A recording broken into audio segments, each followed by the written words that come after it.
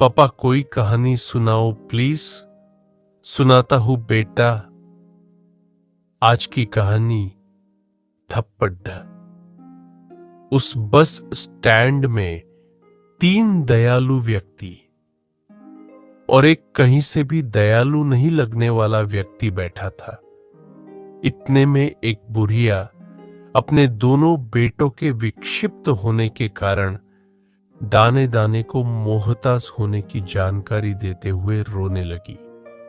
इस पर पहले दयालु ने कहा, तुम लोग भूखे मर रहे हो, इसका यह अर्थ है कि राज्य नीति निर्देशक तत्वों का पालन नहीं कर रहा है। मैं इस बात को विधानसभा और लोकसभा तक ले जाऊंगा।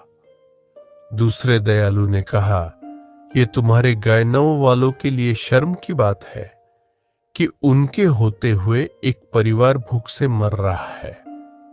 तीसरे दयालु ने कहा, माई अब रोना धोना बंद करो। मैं बड़िद्दा ही भावुक किस्म का आदमी, न तुम्हें रोता देखकर मुझे भी रोना आ रहा है। चौथा व्यक्ति निष्प्रिय भाव से उनकी बातें सुनता रहा और फिर उठकर वहां से चला गया। इस पर एक दयालु ने कहा, देखो तो लोग 2 शब्द सांत्वना के भी नहीं बोल सकते।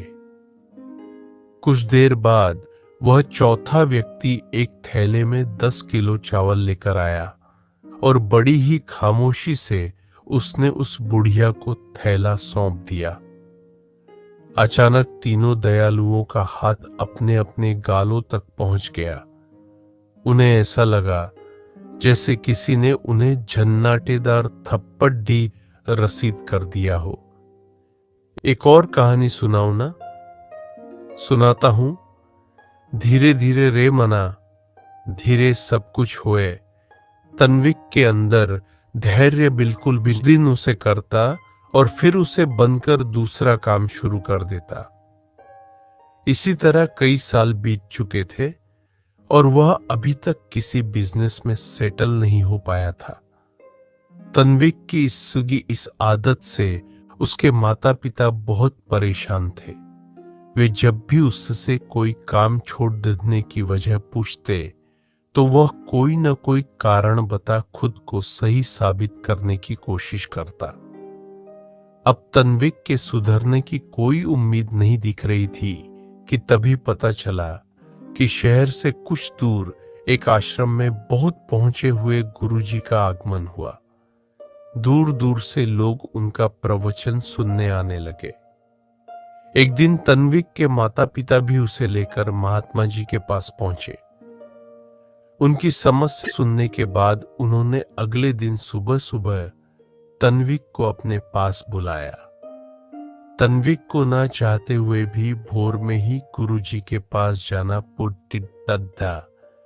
गुरुजी उसे एक बागीचे में ले गए और धीरे धीरे आगे बढ़ते हुए बोले, बेटा तुम्हारा पसंदीदा फल कौन सा है? आम। तन्विक बोला, ठीक है बेटा, जरा वहां रखे बोरे में से कुछ आम की गुठलियां निकालना और उन्हें यहां जमीन में गाधा देना।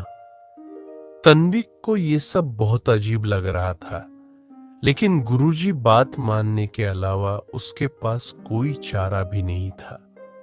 उसने जल्दी से कुछ गुठलियां उठाई और फावदे से जमीन खोद उसमें गाद।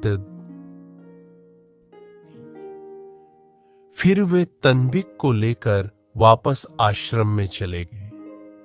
करीब आधे घंटे बाद वे तन्विक से बोले, जरा बाहर जाकर देखना उन गुठलियों में से फल निकला कि नहीं। अरे इतनी जल्दी फल कहां से निकल आएगा? अभी कुछ ही देर पहले तो हमने गुठलियां जमीन में गाद दी थी। अच्छा तो रुक जाओ, थोड़ी देर बाद जाकर देख लेना। कुछ देर बाद उन्होंने तन्विक से फिर बाहर जाकर देखने को कहा। तन्विक जानता था कि अभी कुछ भी नहीं हुआ होगा, पर फिर भी गुरुजी के कहने पर वह बागीचे में गया। लौटकर बोला, कुछ भी तो नहीं हुआ है गुरुजी। आप फल की बात कर रहे हैं, अभी तो बीज से पौधा भी नहीं निकला है।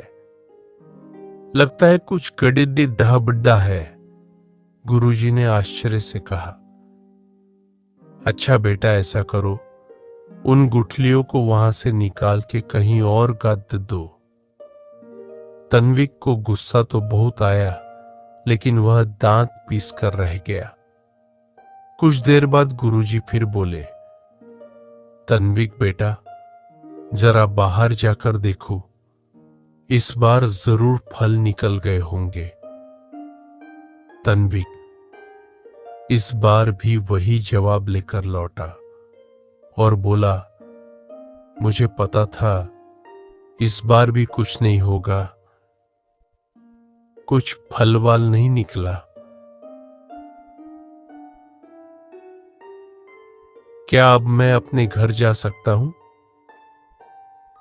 नहीं नहीं, रुको, चलो हम इस बार गुठलियों को ही बदल कर देखते हैं, क्या पता फल निकल आए। इस बार तन्विक ने अपना धैर्य खो दिया और बोला, मुझे यकीन नहीं होता कि आपके जैसे नामी गुरु को इतनी छोटी सी बात पता नहीं कि कोई भी बीज लगाने के बाद उससे फल निकलने में समय लगता है। आपको बीज को खाद पानी देना पुण्य देता है, लंबा इंतजार करना पुण्य देता है, तब कहीं जाकर फल प्राप्त होता है। गुरुजी मुस्कुराए और बोले, बेटा, यही तो मैं तुम्हें समझाना चाहता था।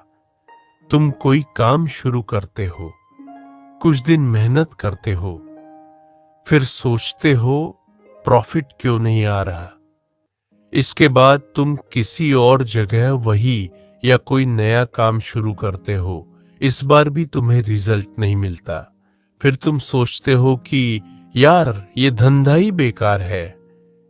एक बात समझ लो, जैसे आम की गुठलियां तुरंत फल नहीं दे सकती, वैसे ही कोई भी कार्य तब तक अपेक्षित फल नहीं दे सकता जब तक तुम उसे पर्याप्त प्रयत्न और समय नहीं देते।